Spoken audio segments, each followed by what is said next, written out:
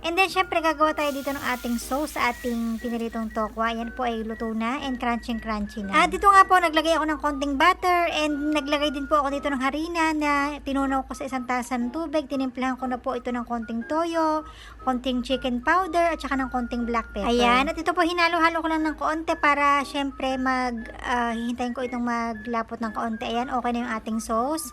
And syempre, ready na yung ating toko, kaya naman isasali na natin dito yung ating ginawang gravy.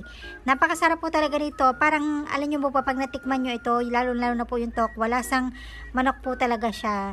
And yun nga po palang tokwa natin ay bago ko po pala inilagay dun sa ating harina, ay tinimplahan ko na nga rin po pala yan ng konting asin and konting paminta.